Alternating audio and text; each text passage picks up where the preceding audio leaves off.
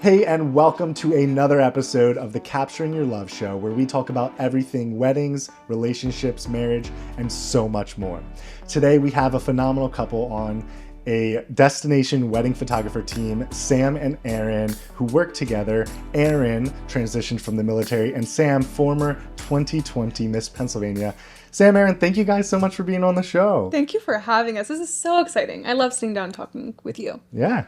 So we're going to jump in with hard topics, society and culture topics. All right. gosh. We'll start off by asking and getting a sense of who you two are, how you grew up, and what your views are, and then we'll transition to how you think that society is right now and how you think it should go.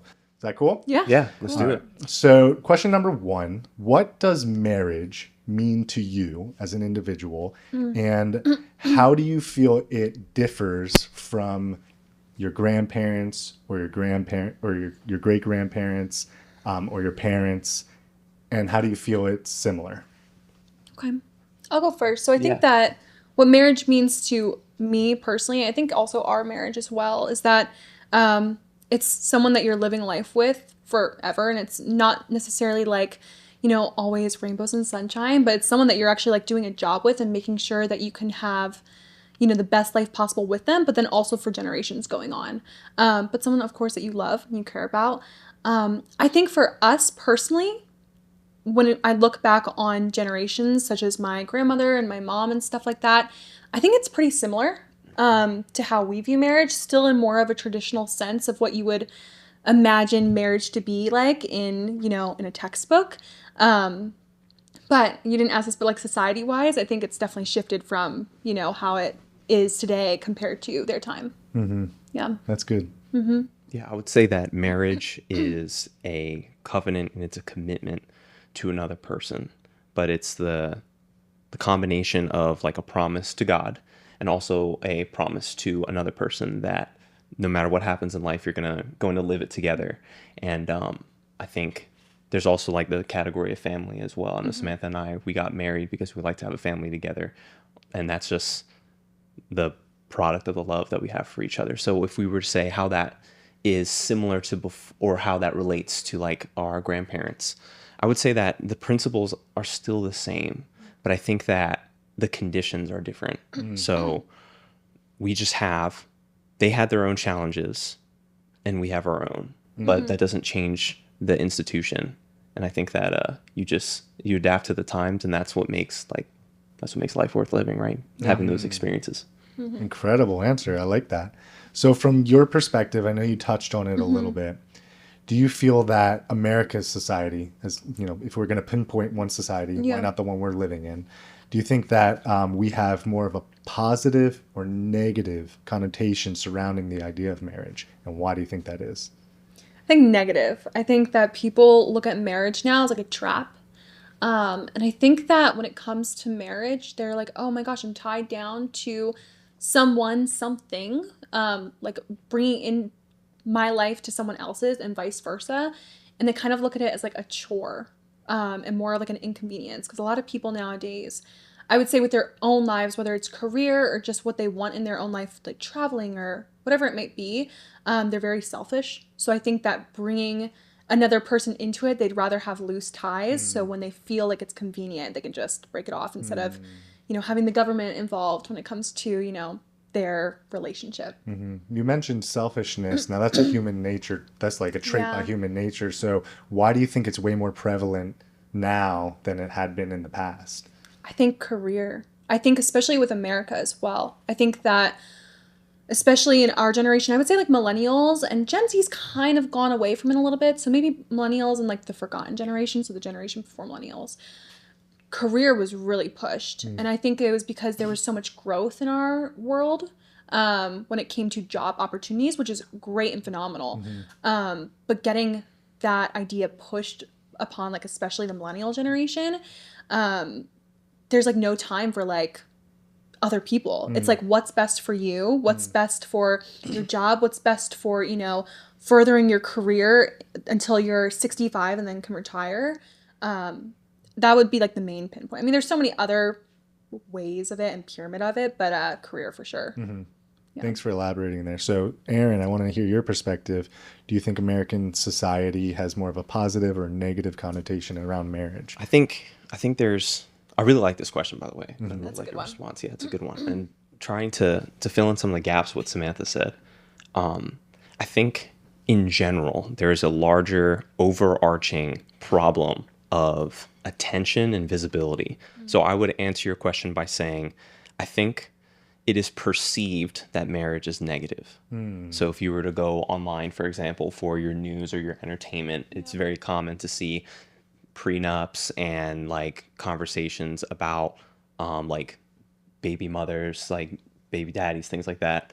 And that's very common. And pop culture would also, like, you think about what kind of media you're consuming, and you see a lot of broken families. Like it's more rare, in my view, to find people that are unified.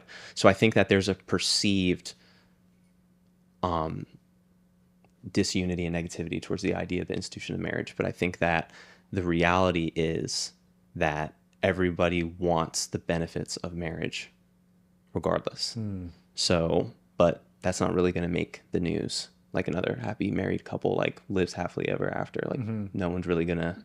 That's not gonna tie into the attention and the media is just not gonna. There's no interest in that. So yeah, I would say that I think what the concern would be for future generations, like being able to balance reality with like the digital world, and just identifying that, a lot of people that like music, you listen to musicians or celebrities that you may be involved with, or people that you may look up to, like just in general, the nature of their lives may cause them to have multiple divorces or broken families or whatever.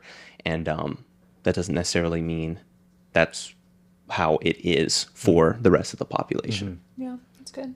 Yeah. I like that.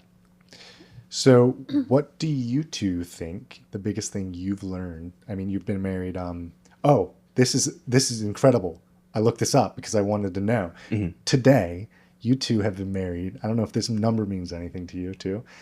2 years, 2 months, and 2 weeks today. Ooh, two. Crazy. Yeah. Yeah. That's really, really special. Okay. Today. Yeah. Today. So you've been married a little over 2 years. Yeah. What have been the biggest things you've learned, good things, bad things, whatever it may be, since you've been married to today? Do you want me to do this one? You can do this one, and I'll kind of piggyback off you. Yeah. I think they're the same answers. We're grateful that we have a lot of friends that are also starting their marriages. We're all kind of in that part of our lives is really nice. So I feel like we had a recent conversation about this, but this is kind of on the negative side. But I think it's important. When you are married, it's very easy to identify your own character weaknesses. And then simultaneously, there's no one else on earth that you can hurt more than your spouse. And I think that carries a responsibility to you as a person, and someone that, if you're dedicated to your spouse, that you handle that respectfully and responsibly, because like you have to put effort into your marriage. And I think that's a phrase that's kind of said, like, protect your marriage, put effort into your marriage. But one of the quantifiable things you can do is be conscientious of the fact that you can really only hurt the people that you love the most.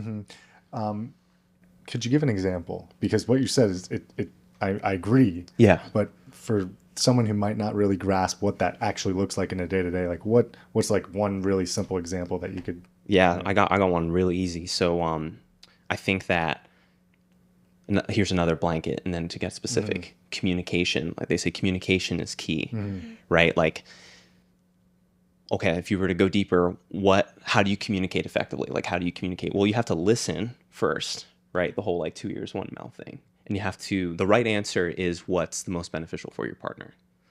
So you want to be able to understand your spouse and listen first, and then respond in a manner that demonstrates your ability to comprehend what they need on the communication front. So the specific example would be the way you handle your emotions. So if you had a terrible day at work and then you come home and you just bring it with you at home, and you're communicating in this manner that you're actually you wish you could have communicated that way during the moment at which you experience whatever hardship, but instead it's misplaced and now it's on your spouse, right? So having that, being aware that you can bring all that terror to somebody you care about first, I think, and I like to believe, is what can help prevent it and then strengthen your bond. I like that. And I was going to kind of say too, I mean, a negative, and I'll piggyback off you, and then I'll also say a positive of it though, is just because you think that you want to be communicated to a certain way. So like, for example, tone is super important to me. I'm like, I really care about how tone is when someone talks to me. Because I think that has a lot. Words obviously come second in my eyes compared to tone. Now for Aaron, like tone means nothing, you know? So it's like him being in the military, it's like, I don't care what your tone is, but like your words are what matter. So just because I like to be communicated in a nice tone doesn't mean that he needs to be communicated in a nice tone. So I think when you learn, you really have to know how your partner wants to be communicated with, and that takes some time. Like that's like a big thing when it comes to communication, because it's not only just about words, it's just about how do they want to be talked to, and what are key things that might trigger their emotions, both happiness and sad. But a positive thing though is once you learn the communication, I feel like your relationship overall just gets better, because communication's like key. Everyone says that. Everyone's like, you got to figure out communication when it comes to marriage. I mean, that's the biggest part. And it really is. And I don't mean to be cliche, but like, it's seriously, I mean, you really learn about who they are as a person, what they need then, because if you're able to clearly communicate what they need in a relationship, whether it's physical things or, you know, what presents they want, or, you know, what they like to do in a day to day, then it kind of gets easier as going on. So, I mean, that's the one thing I feel like with our marriage in particular, after being 222, that we've gone through so many hardships that I would say we never really went through like a honeymoon phase, and it really got us to learn like communication fast. I think we're still learning, but but I would say, looking, and not to compare to other marriages, but the people that we're surrounded with, love them. But I'm like, oh my gosh, like when they're in this honeymoon phase, like after they get out of it, I pray that they're able to figure it out, because I don't know if they've gone through a lot of the hardships that we have gone through. So we're still obviously working on it. I think marriage is a constant growing thing, of learning and lessons, and we'll always be learning until the day we die. But we've definitely gotten better at that. Not to belabor the point, but I think this goes back to the first question you asked in regards to the perception of marriage. So it's very easy for someone to take this conversation and say, like, why would you want to go through all this effort? But I think as a married person, as married couple, like, it's so rewarding if you put the effort in. And then the rebuttal to that would be like, what comes good without effort? Yeah. Right. So For sure. I like that. yeah. As fellow Christ followers, how did you get here, and how does that differ from how you grew up, and how does that positively influence your marriage? Okay, yeah. So for me, I mean, like I said, my family definitely believed in God, right? My dad's side of the family is Catholic, so I was able to see that part of it. Remember growing up, kind of going to Catholic masses, but then also my mom's side was Lutheran. So I grew up predominantly Lutheran. I was baptized in a Lutheran church. I went to catechism class in a Lutheran church. I believed in God, I would say, during that time. That's how because my family was like, oh, there is a God, but kind of never practicing towards it. So during that time, I did lose my faith. Because I was like, if no one's practicing, like clearly it's not that important to them. But then as I got older, and I feel like you just kind of find your own way, I was able to find a community in college, and they were like, hey, have you ever been to like a non-denominational church? And I was like, oh, like, no, but I mean, I'll go, because I'm always interested in kind of learning how other people live their life, and like what is meaningful to an individual and why they constantly do what they do. So yeah, then I found a non-denominational church, and the rest is kind of history after that. I mean, I just kind of realized how important a relationship is with God. And yeah, I got baptized in a non-denominational church, and yeah, now God's a big part of my life. And what's similar or different from your upbringing? Yeah, so I was blessed to have two Catholic parents. So Samantha definitely had in her household like the necessity to take ownership over the faith. For me, it was taught, and my parents put me in situations where I could be formally educated about the faith.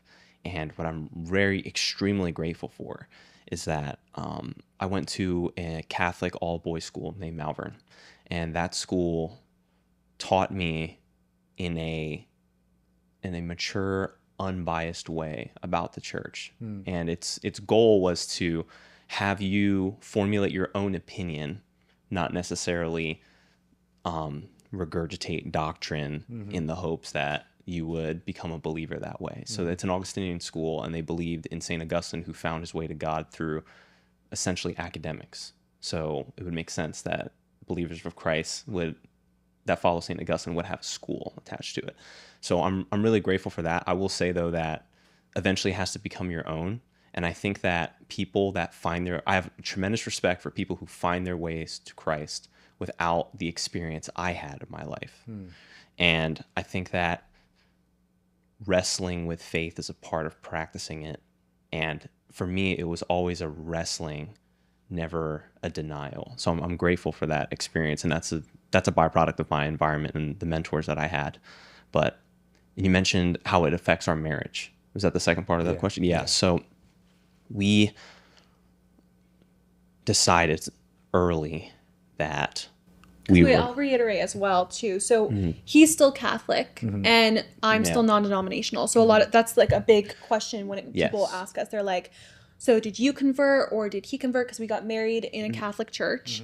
But we are both obviously still Christian. It's both under the umbrella of Christianity, but we both have our separate denominations still. So that's exactly what I was jumping into. And I think that we made the conscious decision to remain our own denominations. And I have found through my own life experiences that a lot of people fear the different denomination household, but I'm not good at naming Bible verses like verbatim, but it's like when two people are gathered in like Christ's name, like he is there.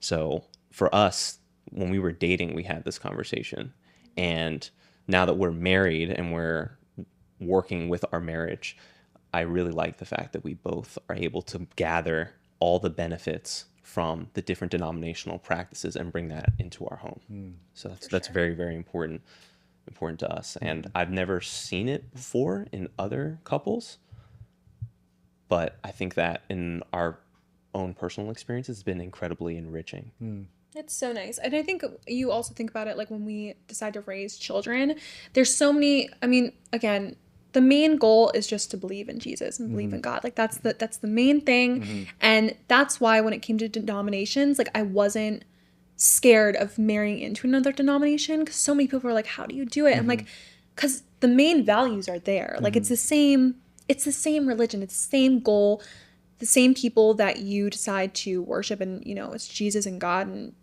that's the most important part.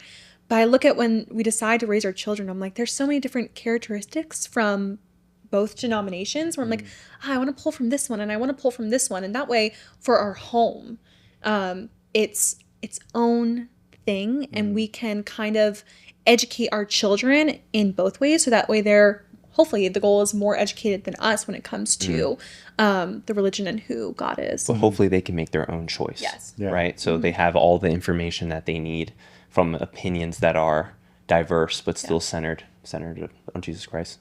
For sure. I like that. Very fresh perspective. I really like that. So what would you two tell someone who is perhaps 18 years old to 28 years old?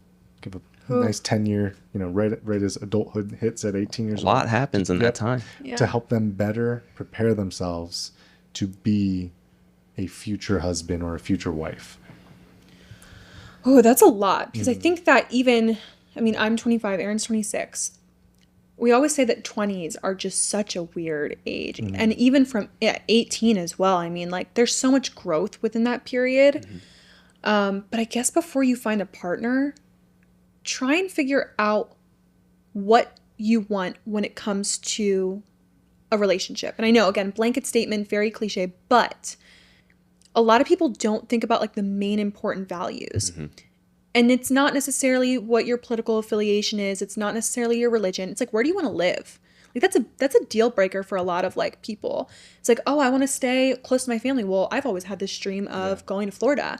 And unfortunately, like we hear so many couples either break up or even marriages end because they're like, I just couldn't even agree where I want to raise my family. And I think that once you figure out like the important things you want in your life, then you can start going for like an actual serious relationship and marriage. Because on our first date, like I drilled him, he drilled me. And I was like, all right, how many kids do you want? Where do you want to live? Like, what is your career? Date one, bowling alley. That's what I like to hear. Go. It was serious. I'm like, look, I don't want to waste your time. You don't want to waste mine. Like, what do you want? And if you don't, you're a great person, like love you. But if you don't want to have 4 kids, like if you don't want to live in Pennsylvania, like God bless you, like have fun. I hope you find the partner that's right for you, but like you're just not going to be right for me. But people don't think to ask that. They're like, oh, that's a later on type thing. It's like, that's important. Like why waste? I don't want to say waste, but why would you stay with someone who you love and care about for 4 years? Be like, I'm ready to marry them. And then have these conversations and be like, wait. Like, I didn't know you wanted to do this. Like, and then. Well, good luck trying to be a good communicator like we were talking about. It's heartbreaking. It's in the back of your mind. You're holding resentment against your partner because you live in Nevada and you just don't want to live in the desert. Like, no, seriously, like how can you advance that way? And I think that with Samantha and I, we wanted to respect each other from the start, which I'm very, very grateful for that. And we were both in places in our lives where we just didn't want to waste each other's time. So we're like, okay. And then our bond came because we had similar life goals and missions. And then we were hoping that we can become a part of each other's. But I think you answered that question like generally. But the one part about this question I really like is you mentioned like from the husband side and from the wife side. So do you have anything from the wife side you want to? I guess, again, like kind of backtracking a little bit to careers, right? I'm a very like a traditional type person. I've always wanted to be a stay-at-home mom. But also I love the job that we have because it kind of gives me the ability that once we do decide to have kids, that then I can have like a hobby of my own of like photography and stuff. But for the females out there, like figure out what you want. Because I mean, if you decide to have kids and stuff, figuring out your career, I mean, it might sound a little bad, but that's really important because it's like, okay, like what kind of life do you want for your children then as well? Because, you know, statistically speaking, I mean, the females are the ones that are going to be able to give their children the most like emotional needs that they need. So yeah, kind of just figuring out career when it comes to like marriage before you get married, I would say. That's a big one. I think for the male side, the advice I would give for someone 18 to 28 would be you have to work on yourself and you have to weigh your opinions and your expectations and your perceptions of the world with the reality of who you are in your situation. And you have to seriously ask yourself, like, are you a person that someone would want to marry? And that's good. That's good. I feel like for men, it's very important to have these kinds of conversations because without getting it, we all know the marital statistics and we all know the statistics of what happened when the father is not present. And I don't think it's a coincidence that in the biblical corpus, like God is referred to as a father, right? And it's not about higher or lower. Like in the Catholic faith, there's a lot of respect towards Mary because they feel as though that the mother of Christ also deserves to have. And funny enough, St. Augustine's mom is also a saint, which is very interesting. But I think that if you're going to have that role of being a father in your family, you have to seriously ask yourself whether or not you actually bring something to your partner. And then once you're able to do that, then you can frame your mind in the like avenue of servitude. And then once you're in that pocket of servitude, that's when life opens up. For sure. Golden. Love it. Being Catholic is one of the hardest religions you could try to follow. Oh. Yeah. Do you know who Peter Kreeft is? Oh, you would love I feel Peter like I should know. Pratt. I should know him. He's I think he's written over 100 novels. Wow. He's a fiction writer? Nonfiction. Nonfiction. Okay. On Catholicism. And he is a professor at Boston University. Nice. Theology professor. Cool. And I learned a lot. I learned a lot about what it means to be Catholic and how everyone who strays away from being Catholic ends up finding their way back to being Catholic, and how it truly is one of the hardest religions that you could follow. Yeah. I just want to share that insight. Like I don't fully understand Catholicism. And that's the thing too. Like I was taught by, and this is very, very difficult territory to navigate because you don't want to offend people's faith and things like that, obviously. But I would say that I was taught by the most non-denominational Roman Catholics ever. And like it was a group of people that were able to identify the structure and the tradition and then also be able to differentiate it from the faith as well. So it was one of those things where you can probably guess I enjoy structure because I've seen its benefits. It's just that simple. And I think that other people can get there too. And once they start adding discipline to their life, I think it's just like discipline is freedom for sure. But from a faith framework, having Roman Catholicism or like the Greek Orthodox faith as well, because there's a lot of similarities. I think having that as your base, it's a great source of discipline. But I think it's and this isn't just a Catholicism critique, but it's more so a critique of all Christianity. I think there's an educational backdrop that I was privileged to have been taught that has helped me approach the faith from a rational perspective, or rather a more open perspective, in opposition to clinging to the aspects of faith that are exclusatory and create like in-groups, out-groups, and things like that. And, people love bringing up all the terrible things that the church has done. But every religion has its own thing. Bad people are everywhere, you know? No, 100%. But the history of Christianity is, and I'm not here to be a historian. I just understand a certain perspective of it. But if you, instead of viewing it as what's right and what's wrong, which that is like the lowest form reduction of the faith. It's like, okay, if I do this, I'm good. And if I don't do this, I'm bad. That's like I would say it's very surface level. But if you think about like Jesus Christ walked this earth, what happened when he left? And you just think about it from that perspective. And like, this is what people did with what miraculous event happened, right? Yeah. When you think about it from that perspective and you apply it forward, I think that's a big thing for us that we want to make sure like our children have an understanding of. Sure. So again, they can formulate their own opinions and hopefully find their way to the faith like St. Augustine did, or how Samantha did. So, yeah. Interesting, fresh perspective. I like it. Jumping into things a little lighter.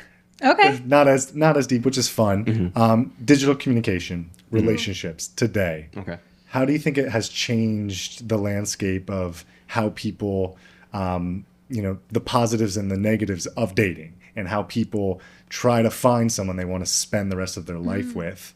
Like, where is the most positive camp when it comes to where that digital landscape is? Where's the most negative camp, and how should people navigate that? I'm going to say that it's net positive. Only because we met each other online dating. Would have never in a million years thought that was going to be the way that it was going to work out. And I think there's a negative like aspect on it. People are like, oh my gosh, you're meeting, your future husband like online. Like, that's not possible. But I think that it gives people the opportunity to really not be a stalker, but gives people the opportunity to really like look into who this person is, but also while having like a boundary with them as well. Not that you have to like go out of your way and have kind of like show yourself in person to this individual that may not work out, and then it could create like a bad scenario for you, where you have that opportunity to kind of step back and be like, oh, like, do I like this person kind of from afar? But then I guess in the dating phase, like once you do find that person and you pick them, long distance, huge thing. I mean, we did long distance while you were in Korea, 14-hour time difference, and wouldn't have imagined. I mean, we know one of our family friends who she did it when it was pen and paper time, and she would get a call from her husband maybe like every couple months, and they did it. Like they're still married today. Love them. Shout out Gwen and Gary. Yeah, absolutely. And their family too. The family as well. And but I couldn't imagine doing that. And I mean, like, it was really nice to be able to know what was going on in your life while it was like a scary time while your husband's over in Korea. That I had the opportunity to see his face, not even just texting, but like now we have FaceTime. Now we have all these different ways of communicating with applications and, Zoom and everything like that. I think it's net positive, but negative. I mean, of course, like all of the negative things that come with social media and talking digitally. Communication, I feel like, is the topic of the day today. I mean, it's hard to communicate sometimes online, text, reading what the person's really thinking. And have you seen the Key and Peele skit where they're texting each other and there's just a big miscommunication? Yes. It's so funny. Yes. It's funny, but it's I mean, true. It's true. It's so true, though. And then especially like if you're in the dating phase and you don't know who your spouse is, I mean, and you're still trying to get to know them. And again, learning how to communicate with them, it can be tough. Like that's a tough thing to do, but I guess that's the one negative thing. But again, I think net positive. So it's interesting. You brought up a lot of different phases of relationships, and the question is overall. I would say the whole picture is great. Yeah. Dating. The dating portion phase where you may not have met yet, or you have met and you're getting to know each other. How does that digital landscape affect who you are as a person or who you are while you're trying to become a couple? 100%. I think, okay, so that's really good, because I think there's a larger topic about things being loosely defined. I feel like that encompasses a lot of like Western culture right now. And it's very interesting because the difference between a husband and wife, a boyfriend and a girlfriend, and people you're just talking to in the digital space is like all the same thing. So like we'll share funny things we see online, and it's like, oh, it's funny when my boyfriend does. And, if I were to add a little bit of humor, it's like he's doing like husband type things. Like he's doing things that is the sign of someone who's committed themselves to one person. But it's like, oh, like it's my boyfriend, it's my girlfriend. I'm like, okay. So, and I think it's intimidating to approach the titles. It's like intimidating because it's all about commitment, and people have this fear of commitment. And I think that the digital space makes things very difficult for people to differentiate those different phases. And I think that you just enjoy the phases less. Like I really do. Like we will be able to talk to our children about what it was like when we were dating. And then we'll be able to tell them what it was like when we were engaged, and then what it was like when we were married. But now there's like a bunch of different factors to this right now. So like I make this joke all the time, and I'm not trying to be super judgmental, but and I get it, like with the state of the country and whatever, but moving in with somebody and like having a dog and like having this whole or going joint on finances and really integrating your lives together, doing everything except making a commitment to each other, it is a recipe for disaster, just in my opinion. And I feel when I said make jokes, it's more so I meant it's ironic, because you think the first thing you would do is say, hey, like I love you as a person and I want to live life with you, and you get that mutual agreement, which is marriage. And then you can start going in on the things because you have that security. But now I feel like the digital space makes it very difficult for people. So if you're afraid of the commitment, you're afraid of all the wrong commitments, because if you just nail the most important one, right? Two people under God, right? If you just nail that, everything else will fall into place. But I mean, like I knew some dudes in college that their girlfriend had like their credit cards and things like that. And it was like, oh yeah. I'm like, okay. And like, if that's how you feel comfortable, like, and we also know people that they did those things and they have a marriage and it's good. It's good for them. Whatever works best for people. I think from maybe it's more traditional, but from our standpoint, like the digital space makes it very difficult to commit. And that's a very important pillar of your marriage. So. And I guess one more quick thing though, is like you listen to your parents and your grandparents' dating stories, and they're like, oh, and then he picked me up at the house, and it was so ready. He showed up with flowers, and like you could still do that, but I think it's like less because of the digital world, you know. Well, also it just you see what someone else did for someone else, and then your girlfriend, person you're talking to, is wondering why you're not doing that for them. But since the roles are loosely defined, you watch like a husband do something for their wife, and as a boyfriend you're like, I have to do this for you, and maybe you're 18 years old and you can't afford to, fill the house with flowers, and it just creates this competition thing that could be, I feel like for younger men that are just getting started, it could be very intimidating. But yeah, so I think right now, but I think there's a light though. I think people are starting to see through the Facebook ads that are clearly skits, I think people are starting to get a better awareness of how the digital space works, and it's evolved since it's been created, and I think it's going to evolve into a more genuine space. But for now, it's this weird little limbo. In between. Yeah. Right? Yeah, most definitely. Cool. We got through all the deep stuff. You ready to jump into your love story? Yeah. Thank you guys for jumping through that. Yeah. So, take us back in time. Tell us about your first interaction that led up into your first in-person date. Okay. I'll start it. So I got out of a relationship, and I was a little bit of a mess, and I was like, you know what? I don't know how I'm going to meet someone else. I mean, come from a small town. So it's like everyone knows everyone, and I'm like, I don't think I want to be in this small town anymore. Like, I'm like, I think although there's great people in this small town, I think that I would enjoy meeting someone outside of it.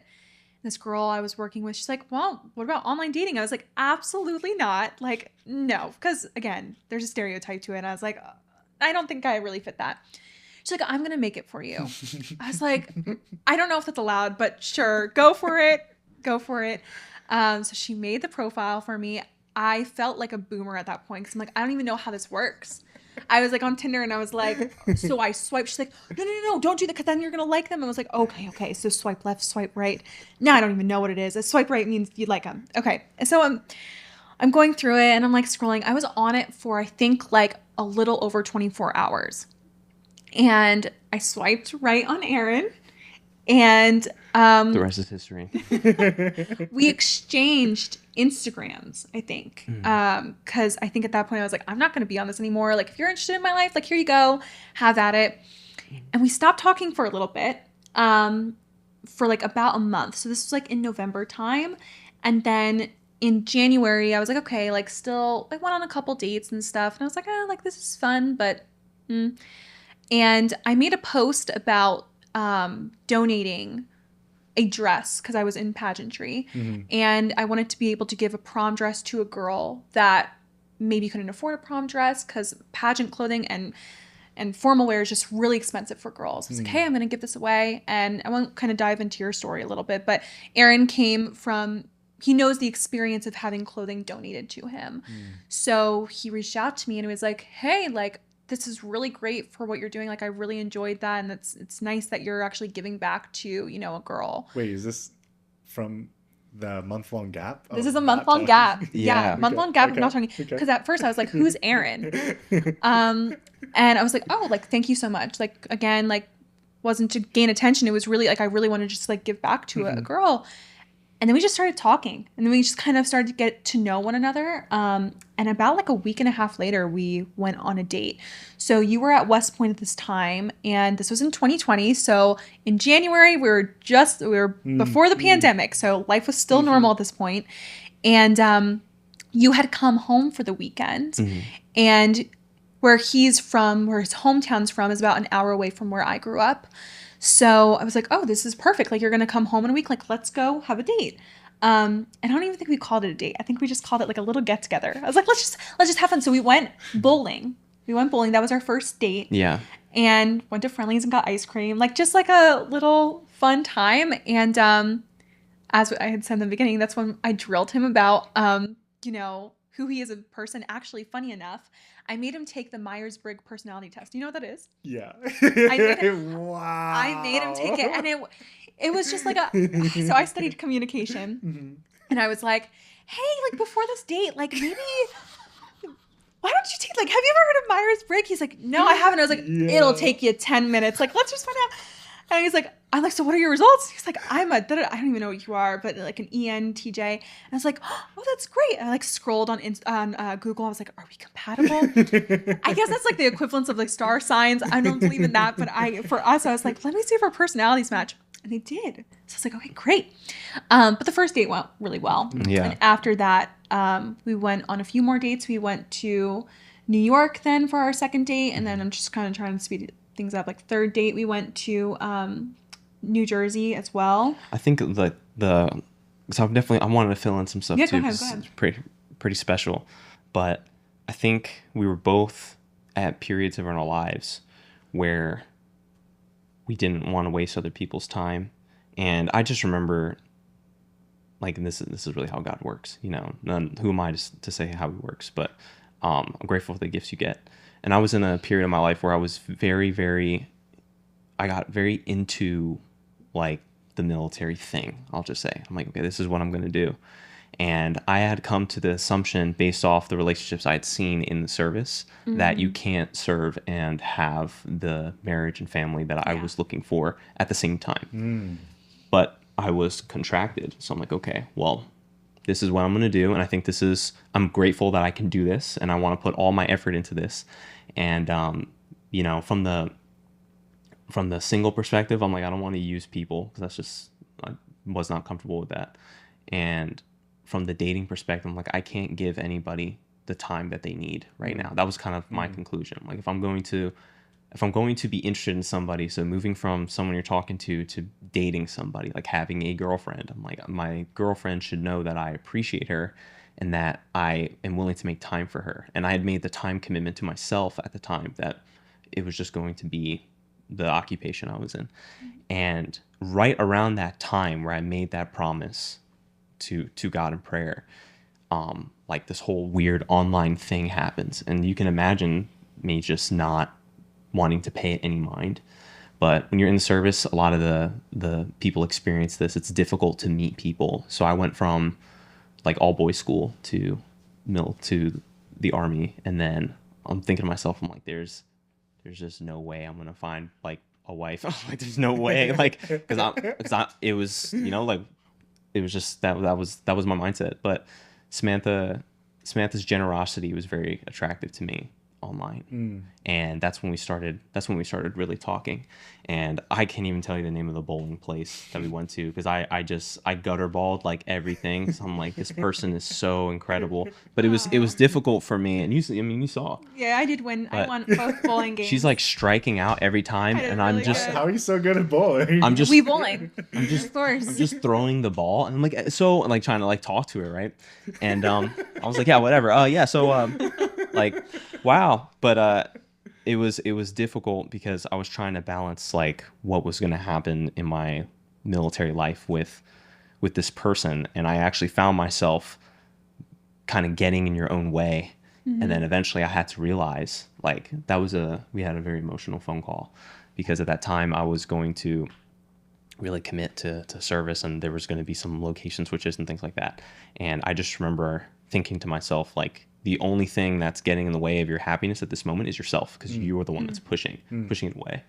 And I think we both kind of had that understanding, and when we both went into the relationship very, I don't want to say pessimistically, but there was this air of, like, I'm not going to waste your time, and as soon as I find something that is not something I'm willing to attend to at this portion of my life, like, we're going to have a respectful conversation, and then we're just going to get right back to our lives, because there's things we got to do.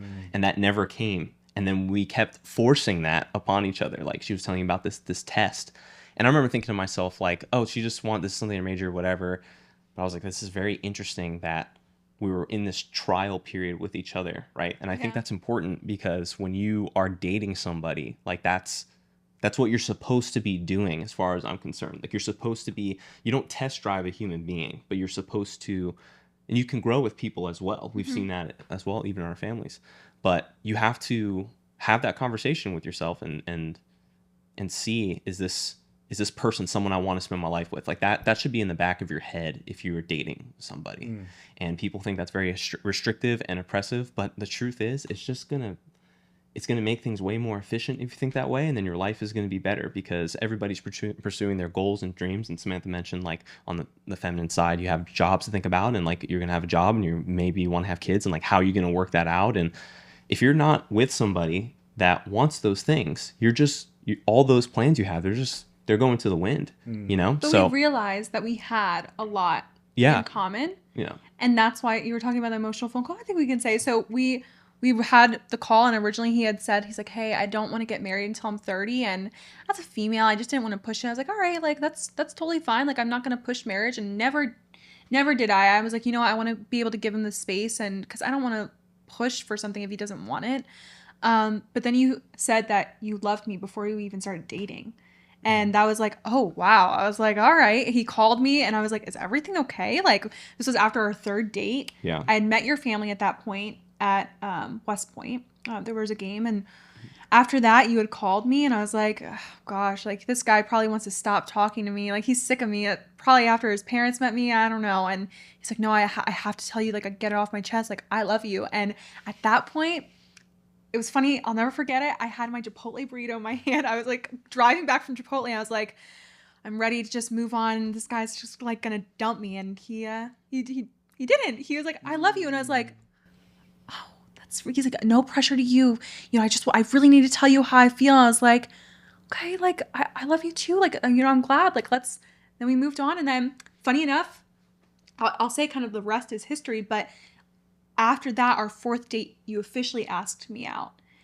And that's the day of COVID lockdowns. No. So after that, the whole what is country. That, what was it, March 14th? March 15th. Yeah. March 15th. Wait, today? Oh my gosh. Wait, so it's our dating. It's our 4 years. It is. Wait, that's really weird. Things aligning. Yes, it is. It is. Oh my gosh. So yeah, March 15th is when we officially started dating, and we were locked in a cabin.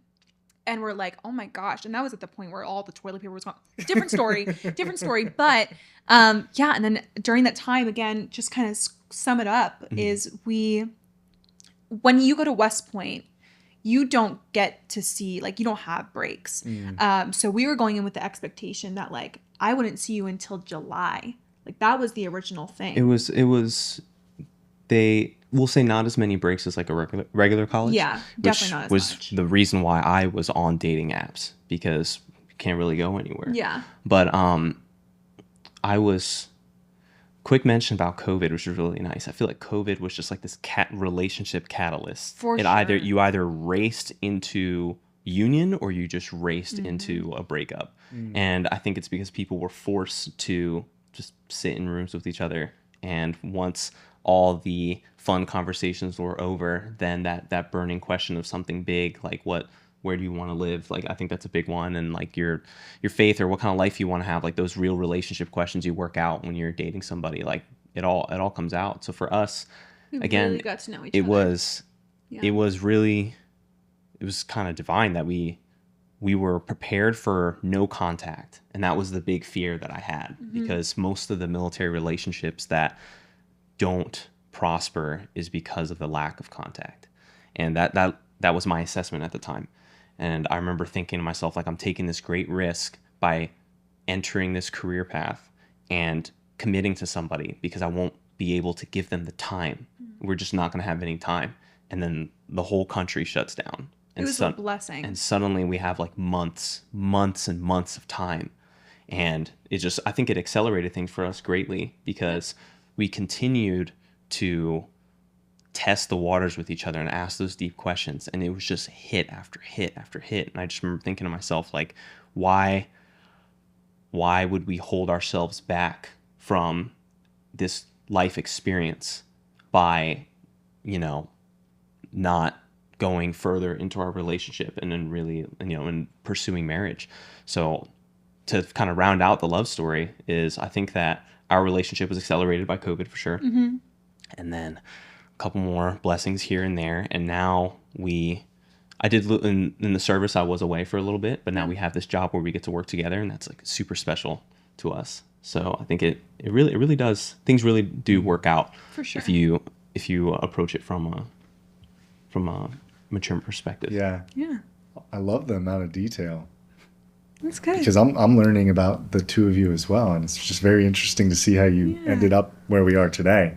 So bring me from locked in a cabin, learning who each other, learning about one another, to your brain. I mean, you already figured it out. Yeah. But to your brain deciding, I need a ring, I'm going to propose, and then That's tell me funny. about all that. This is pretty funny. But yeah, so that was okay. So the big thing for me is that we met each other and we got married in what would, for people our age, we were married like 24, 23. They would say that like, oh, like you went way too fast, right? And there's a whole like military stereotype as well. But I remember thinking to myself, like, I really have to weigh, like, am I going to let all these unhappy people tell me how to like live my life? Or am I going to choose the happiness that like God was putting in front of me? And, you kind of have to get out of your own way. And I'm like, okay, this is what I want to do. So but I say that because we're moving to a ring. And the challenge for me was I was going to be stationed overseas. So as soon as our relationship was like this magical thing, like Samantha mentioned earlier in the interview, like I feel like we didn't have a honeymoon phase. Right when the honeymoon phase started, 14-hour time difference, like halfway across the globe. Like you wake up, text the person you care about good night, and then you go to work, and then you just do that. And we did that for 18 months. It's modern day pen and paper. Yeah, modern day pen and paper. Right. Right. So that was the thing. I'm like, okay, well, like when I come back from this experience, like I don't want to live life without Samantha. That was the thing. And I think that for a lot of young men out there, this goes to the same conversation and theme of commitment. And it was funny because even though there was no issues or like red flags, as you would say, it was still, I think the public, maybe the media, thankfully not so much my family or like our family, they were always they liked us and they were supportive of us, really grateful for. But it was more so like there was this voice in my head trying to keep me away from really our happiness. And I'm like, okay, well, what are we going to do? Like, am I going to submit to that or some axiom, or am I going to utilize the blessings that we have? So ring, it was as funny as like, I'm like, when we get back, I'm like, I'm going to marry this woman, and this is what I want to do. So then I'm like, well, if she's asleep and I'm awake, then we're working 24 hours around the clock. I'm like, so what can I do? I'm like, while I'm in this job, I'm like, what can I do to set the conditions for that? And then eventually it became, I'm like, well, I have to find a way to get back and propose. So TM, shameless plug, TM Weddings coming in clutch, working with the time difference. And since Samantha has a background in pageantry, we organized a shoot, and you guys did just such a phenomenal job taking care of us. And I was able to design this ring while I was overseas, that was just a cool experience to do, because I really wanted to show that despite the fact that we were halfway across the world, like that I was very, very committed to, and that, I believed it, but it was still a step. So yeah, I'm like, when I'm done being overseas, I'm coming back and we're going to get married, and then we're going to start a life together. And whatever happens next, like I will just trust in whatever God's going to do, because he kept laying things out for me and I was holding myself back from those blessings. So yeah, ring. And then it ended up getting even harder because I stayed longer. In Korea. Yeah, I stayed longer. And then I had some injuries and came back to the States, and the start of our legitimate time of marriage together was like rehabilitating my spine injury. Yeah. So the start, like right when the victory I wanted was I would like to be with Samantha, and I would like to be back in the United States, which I loved Korea. The Korean people were great, and they treated me really well. But I'm like, I just miss home. And once I came home, I had this injury, and our marriage just starts where I'm, it was I don't want to say dire to be too dramatic, but we were definitely trying to adjust to new normals with health, and the health crisis thing just was crazy for us. Yeah. But yeah, so from that to ring, it goes back to commitment. I'm like, all right, we're gonna do this, and we're just gonna figure it out. And whenever problems arise, whether it's finding a way for me to come back home or whatever, we're just, have faith in God, and whatever He wants to do, it's gonna happen, and it ended up happening in the best way possible. I like that. Yeah. So you popped the question, which was that was a phenomenal day. You did a good job. Yeah, you guys took care of us. Because Both you and your wife were just I incredible. knew it was coming. Obviously, we talked about marriage beforehand. I obviously knew because we talked about it right before you left to Korea, which I think you kind of left out. Is before you had left, you're like, "Do you want to get married?" And I was like, I turned on the radio. Well, actually, you said, I have something important to ask you, or we got to talk about something. Was there a Chipotle burrito? No, there was not a Chipotle burrito. We were actually driving back because you had left in July from December to Missouri for training. Mm-hmm. And we had came back on the road trip, and I decided to fly down to Missouri so he could drive back to Pennsylvania for Christmas in December.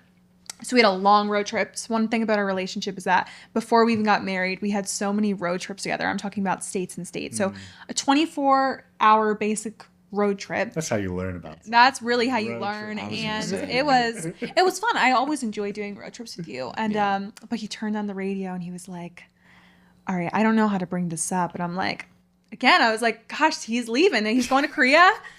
It was a nice run," and he's like, "Do you want to get married?" And I'm like, I mean, yeah, like, of course, what girl doesn't want to get married? I mean, but I felt comfortable even in that short amount of time. Mm-hmm. We had been dating for 9 months at that time.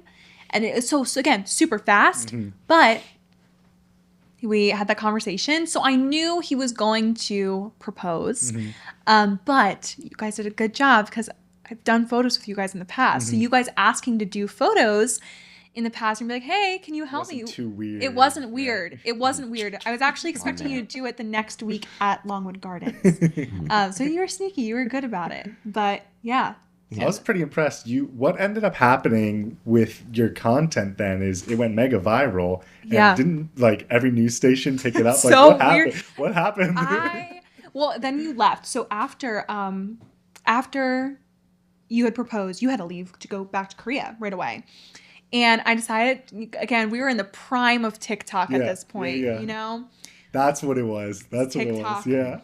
Prime of TikTok. And there was a trend sound, and I was like, oh, I'll make something cute. I'll show off that I got engaged.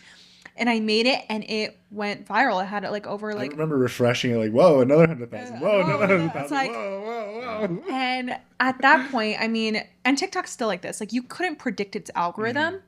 And I was like, "Mom, I think I have a TikTok blowing up." She's like, "Oh, really?" And my mom's so supportive. She's like, "Let me see it." So I showed it to her, and we got over 1 million views on that. And then news stations started picking it up because it was like, "Oh, this." It was cute, and it was a heartwarming story. It was. It was so heartwarming. Yeah, you have the soldier coming back, proposing, and doing the time zone difference, and how it was planned and stuff like that. So it went viral, and it was cool to see. It was nice that we could share our love story kind of to the world for a little small blip. Let's go, Aaron. Let's go.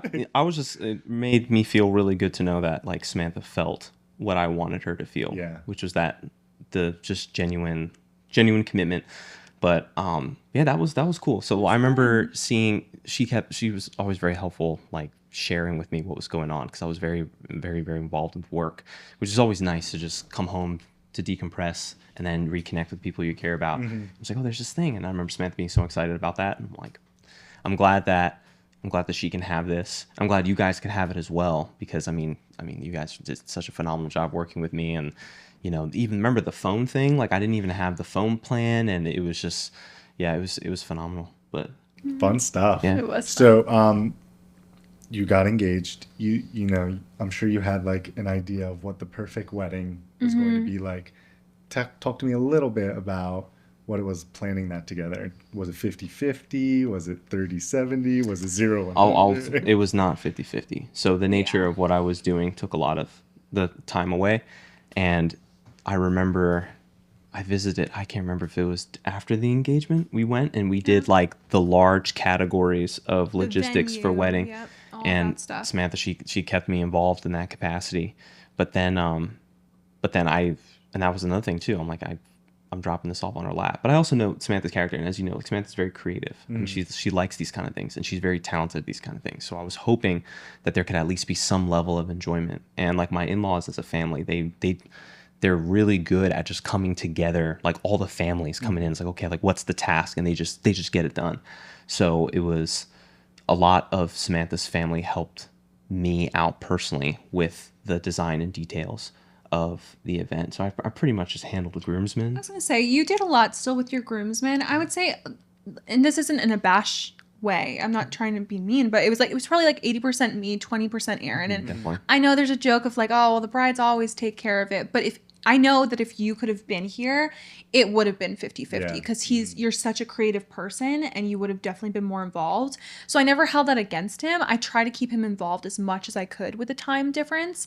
But yeah, planning it. And of course, again, we were planning through 2021, got married on January 1st, 2022, and COVID was still going on and it was still big for Pennsylvania. Yeah. So I remember like 2 weeks before our wedding, even then we had the Omicron virus. It was the variant of it.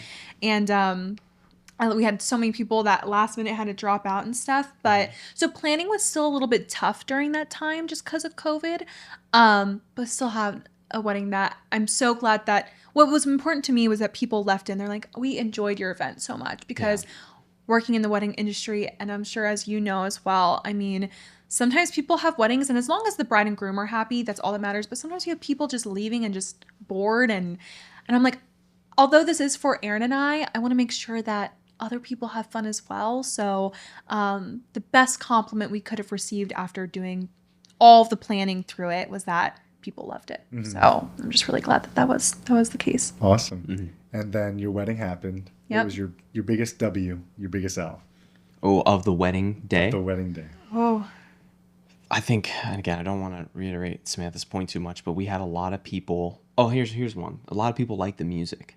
So if you were to judge the age crowd. Oh yeah, we had a lot of old people at our wedding. We loved the old people. We had some oldies mixed into the music, and we had a lot of people dancing and having a good time and staying to the end. And we were just glad that we were able to provide an event where people stayed. So that was huge. I say the biggest L, the biggest loss, is that it was such an emotionally impactful day. I just could not eat. So I don't remember what the food tastes like, and like our signature cocktail drinks that everyone said the bar was great. Forward. And that's the thing, yeah. Everyone was like, the bar was great. We loved it so much. I'm like, I didn't even step You gotta foot try towards this. it. I'm like, we didn't eat our food. No. We didn't drink anything of ours. That was like the loss. I'm like, I wish we could have like enjoyed it a little bit more, but still, although a good win. We just enjoyed it like differently. Yeah. But it was nice to hear that people really liked it. Yeah. Awesome. Well, Sam and Aaron, it was awesome to hear you talk a lot about your marriage, who you are, and your perspective on society and culture.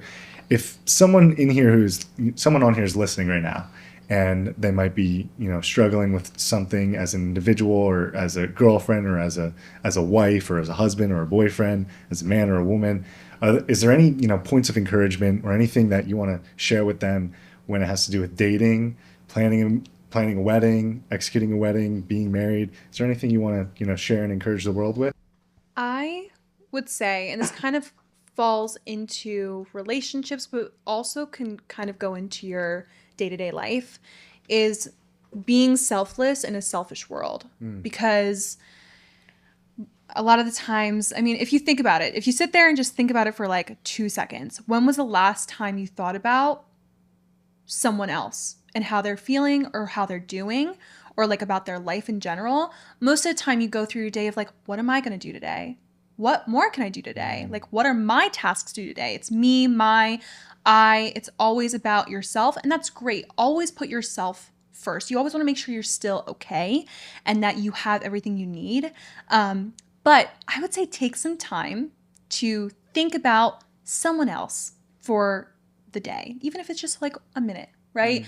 Talk to that person that you maybe want to catch up with, but also then coming from the relationship standpoint, it's like, how is your partner doing? Like, have you asked them how their day is? And that sounds so silly, but like sometimes even just thinking about like how they are or maybe what they need, and just having like a selfless act for the day can make the world go round. I mean, because again, we're living in such a selfish society. Some of it's good, but some of it can be like bad. And I know that there could be change if we just had a society where more people cared about how other people are doing. So that's like the one word of encouragement I would have. I like that. Yeah. I think it's very interesting because I think Samantha and I both bonded over the idea of being servants, and in our household being servant leaders, like to our future family. But I think that the encouragement that I would give is, as long as you're aligned with a transient good, right? Or transcendent good. That's what I'm trying to say. Like you're in the right spot. So even if you don't, people say like trust in God's plan. And that's the big, like, you know, fairy dust kind of thing. And like, what is the plan? And, you know, free will and things like that. And are things determined? It's not really about that. It's more so about if you submit, what was it? The fear of God is the beginning of all wisdom, right? So if you submit to God and his plan, you need to understand that he doesn't work in the same capacity as like we do. And you need to humble yourself before that idea. You need to understand that it's liberating when you don't have that full control. But what's nice about it is, as long as you can dissociate your life from yourself and understand that you're a child of God, as they would say in like the Christian idea or ideology, that's the antidote to selfishness, because it inherently puts you in a servant position, because now you are serving God, right? And then if you learn more about Christian principles, it very quickly transitions into serving your neighbor.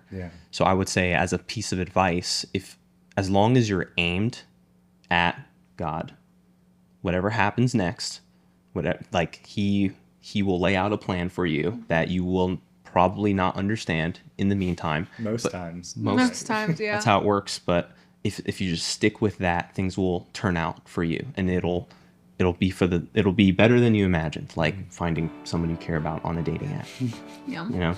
So I love that. Yeah. Sam, Aaron, thank you so much for being on the show. I'm excited to watch you grow as husband and as wife, and Thank as you. future father and mother and future grandkids. We're going right grandkids down, all the way down. Yeah. Thank you guys. It's a dream. And it was a pleasure chatting with you. Thank you so Yeah, much. absolutely. Daddy. Thank you.